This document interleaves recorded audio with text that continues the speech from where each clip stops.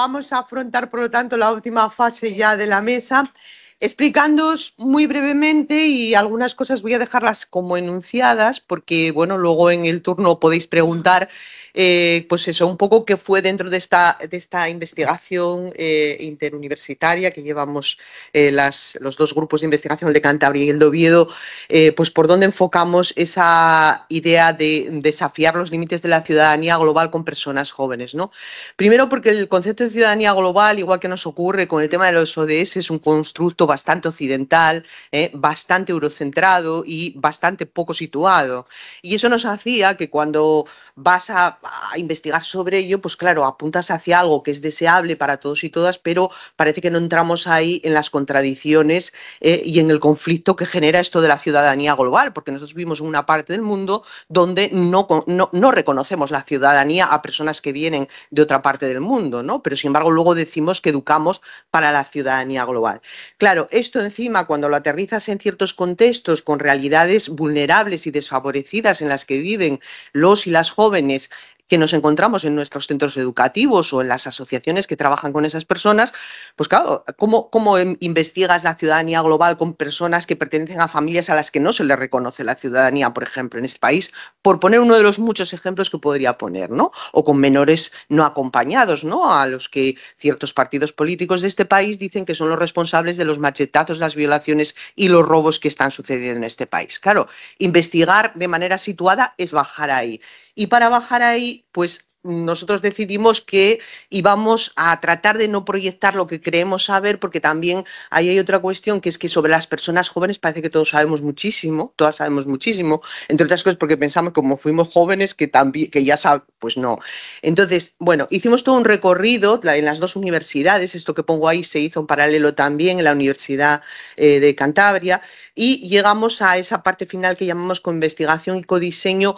También os digo un poco, no voy a decir improvisando, pero esto desde luego no lo teníamos en el plan de datos inicial. Esto fue saliendo a medida que, claro, a medida que vimos que lo que a lo mejor teníamos en la cabeza inicialmente no estaba dando juego en los contextos en los que nos teníamos que adentrar, ¿no? Esto para deciros que es un proceso largo. Empezamos en la investigación en 2020, en 2021-22 tuvimos el primer encuentro con representantes de grupos de participación juvenil. En Asturias hay un movimiento muy potente de grupos de participación juvenil en ayuntamientos y entonces, claro, dijimos, pues ¿en qué nos vamos a apoyar si queremos hablar de participación juvenil? Pues en la gente que ya está trabajando la participación juvenil. Con este grupo hicimos algo que os explicaré luego, que fue precisamente el primer codiseño de cómo íbamos a investigar y a recoger información sobre el tema. Luego hicimos varias pruebas piloto en 2022-23. En 2023 volvimos a rediseñar todos los materiales que habíamos pensado, hicimos otras pruebas piloto y ahora estamos en 2024 haciendo las últimas experiencias para tratar de sacar un primer diseño definitivo de ese material, que es un material para trabajar de manera gamificada, no online, es para trabajar en situaciones presenciales, en interacción con los jóvenes y las jóvenes, sobre el tema de la ciudadanía global y a la vez que trabajamos investigar sobre el tema, ¿no?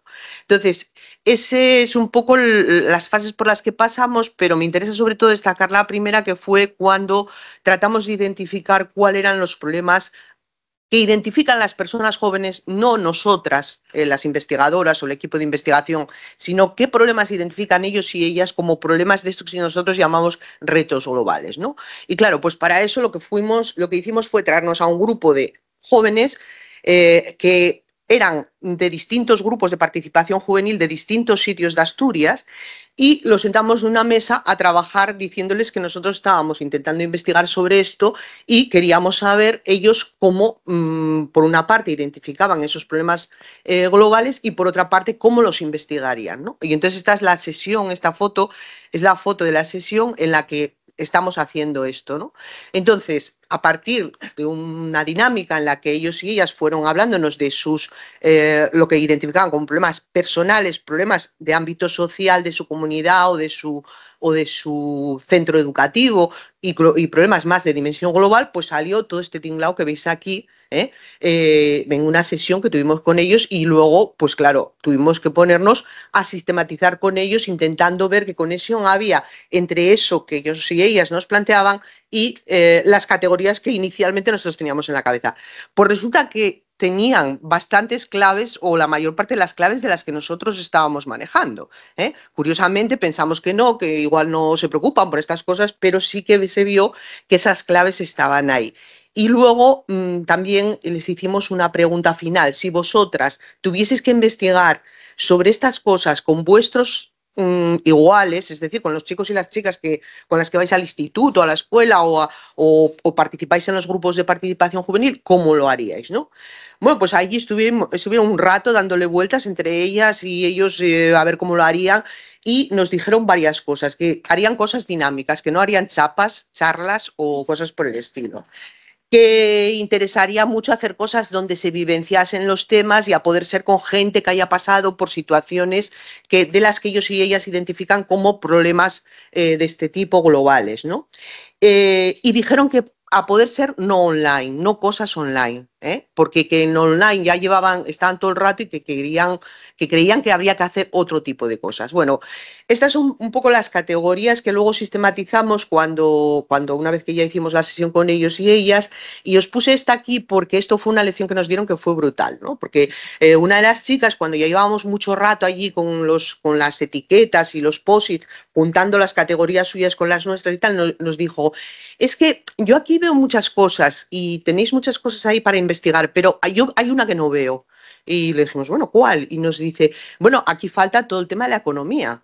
Porque, a ver, todos estos problemas que estamos diciendo que tenemos tienen que ver con que vivimos en una sociedad que prima el beneficio frente a los derechos de las personas, y esto está diciendo una adolescente con 17 años, ¿no?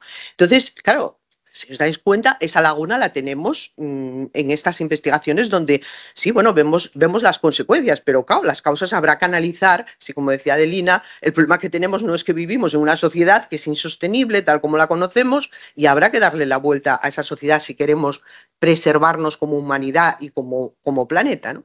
Bueno, esto digo porque esta lección nos la dieron muy clara.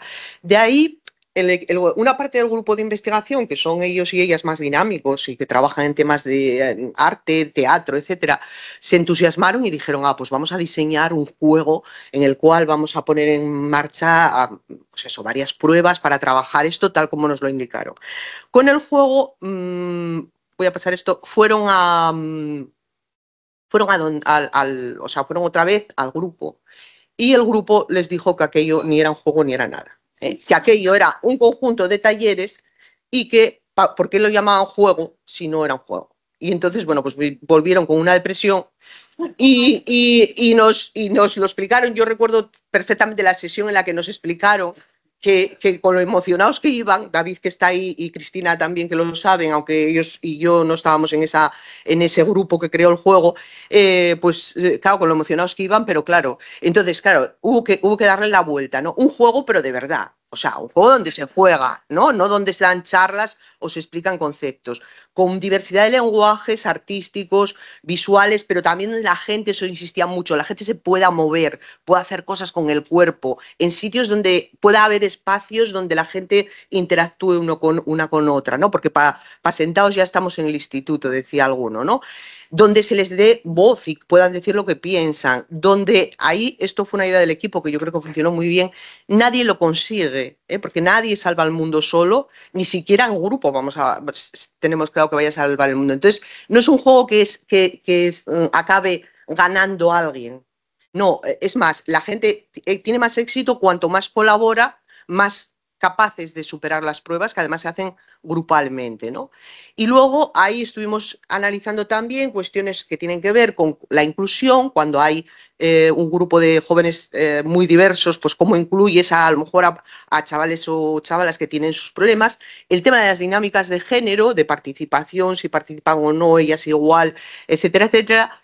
Y aunque no utilizamos tecnología, sí hicimos algunas pruebas para saber cómo enfocan la tecnología. Bueno, pues llevamos 12 sesiones como esta, de prueba, de análisis del material. Y aquí os puse algunas fotos donde esta es la primera prueba piloto donde vinieron con la depresión. Ahí están los compañeros. Esta es la doctoranda que decía que acaba de tener 2 niños de golpe. Y este es Santi y este es Juan, que son los investigadores. Como veis, hay un cambio total de la situación. Ahí no está el... ¿Quién está? Y Yoya, sí, que está aquí de espalda. Yoya sale en otro ahí también que se la ve bien. Los investigadores están ahí en el suelo, y con ellos y ellas. Y tú, si no os digo yo quién son, pues hombre, por la edad los sacáis, pero no por la posición que están ocupando, ¿no? Luego hicimos que esta fue una cosa que nos vino muy bien porque sabéis que el 29, me parece que es de septiembre, se celebra en todas las universidades la Noche de los Investigadores. Nosotros nunca habíamos ido porque como parece que los de educación no somos investigadores, solo investigan los de ciencia, y ese año alguien dijo: oye, pero ¿y nosotros por qué no vamos ahí con esto que estamos haciendo? Y nos lanzamos y fuimos. Y claro, fue fastuoso, porque claro, pasaron 100 y pico de personas por la sala donde nosotros estábamos haciendo el juego. O sea, yo lo llamo el juego, pero bueno, es más que un juego, ¿no? Entonces, este es el cartel, este es el tablero que utilizamos, donde hay una serie de islas que la gente, bueno, pues a partir de las pruebas va salvando o no. Y aquí veis un poco cuál era el aspecto de la sala. Claro, aquí entró gente de todo tipo, no eran solo personas jóvenes, había mayores, menores, gente con discapacidad, gente mayor, que lo pasaron de cine, ¿eh? Y aquí veis, por ejemplo, esta es una de las pruebas, que es caer en las redes las noticias falsas, ¿no? Se les dan pues una serie de noticias y tienen que adivinar si son verdaderas o falsas y hablar sobre qué papel tienen las redes a la hora de hacernos creer que una noticia puede ser verdadera o falsa y para qué, ¿no? Bueno, estas son otras pruebas: la marejada de los deseos, la medusa de las preocupaciones, el que pinto yo en las redes sociales. Y aquí, bueno, fue fascinante ver a niñas pues como de 10 años explicar qué hacían ellas en redes sociales, ¿eh? O, por ejemplo, la marejada de los deseos, ¿no? Ver un poco cómo la gente proyecta hacia el futuro, ¿no? Las cosas que quiere conseguir, etcétera, etcétera, ¿no? Y luego, pues esta es otra de las asociaciones, Mar de Niebla. Mar de Niebla es una asociación, una fundación que hay en Asturias que trabaja muy bien en ámbitos muy desfavorecidos, y que nos dio mucho soporte. Con esta asociación hicimos un intercambio entre los chicos y chicas de un grupo que se llama GAM, que son el grupo de adolescentes, y las estudiantes de una de nuestras asignaturas. Entonces, las estudiantes estuvimos trabajando con ellas para que manejasen el juego, el material, y invitamos a los adolescentes del grupo GAN a venir a la facultad, ¿eh? Y eso fue muy importante porque, por una parte, para nuestras alumnas fue un aprendizaje profesional brutal, pero para los chicos del grupo de adolescentes y los chicos y las chicas fue también una inversión en un ámbito que para ellos es totalmente desconocido, incluso que creen que no van a poder llegar nunca allí, que es la universidad, ¿no? Y este cartel pues es lo último que estamos haciendo, que es lo que estamos hoy. Hay una sesión que creamos con el programa de cultura cercana de la universidad, un programa de extensión universitaria. Ayer se hablaba aquí del tema de la extensión universitaria.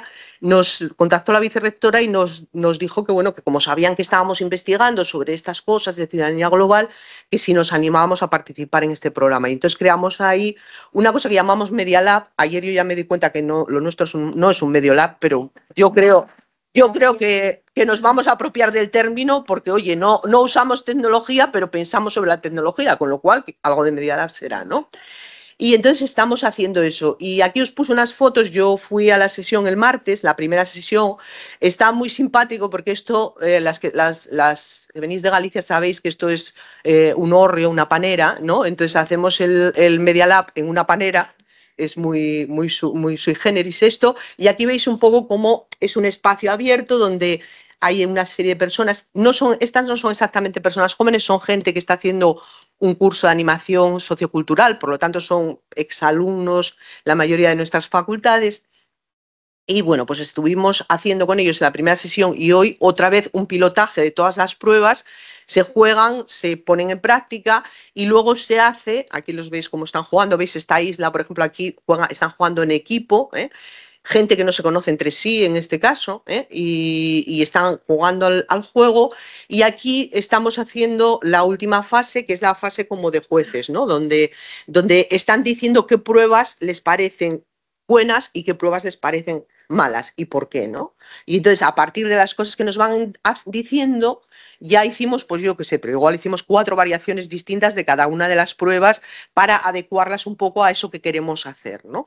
Que es que la gente participe diciéndonos pues dónde están para ellos los retos globales, pero también a la vez que nos ayuden a ver cómo podemos seguir profundizando en esto y qué soluciones se puede ir dando a todo ello, ¿no? Y bueno, pues yo creo que hasta aquí lo que os queríamos. Ah, bueno, tenía aquí un que hemos aprendido, que lo digo muy rápido, muy rápido. Aprendimos a lo que decía Adelina antes cuando intervino, ¿no? Adecuar el que investigamos al cómo investigamos, ¿no? A que si queremos investigar sobre participación y ciudadanía con personas jóvenes, habrá que hacerlo participando y habrá que hacerlo dándole agencia y autoridad a las personas jóvenes, no creyendo que sabemos nosotros lo que tienen en la cabeza, ¿no? A pensar desde la complejidad y la diversidad de contextos, porque claro, no es lo mismo hacer este juego con las alumnas que están en la facultad que en un contexto de personas migrantes en situaciones muy vulnerables, ¿no? A devolver la investigación, esto es lo más importante de todo, a devolver la investigación a los sujetos y a las asociaciones que nos están ayudando y a cambiar esa relación, porque yo creo que esto no necesito deciroslo, cuando llegamos allí todo el mundo piensa que vamos a pasar un cuestionario para sacar información. Y romper eso es muy difícil, establecer una relación de confianza en donde ellos sepan, en las asociaciones y los chicos y las chicas sepan que realmente somos gente que podemos ir a pasarnos una tarde allí jugando al futbolín, merendando con ellos, antes de empezar a querer saber qué es lo que nos tienen que contar, porque a ver qué le vas a contar tú a alguien que no conoces de nada, ¿no? Y si encima eres adolescente, ¿qué le vas a contar? No le cuentas nada. Entonces hay que ir allí a jugar al futbolín y a merendar y a pasarse el rato. Y esto último que a mí me encanta, que es a ir más lejos, a ir más despacio, a ir más despacio, que esto era como del 8M, para llegar más lejos, ¿no? Porque sí, no estamos cumpliendo las fases que nos pusieron estrictamente de la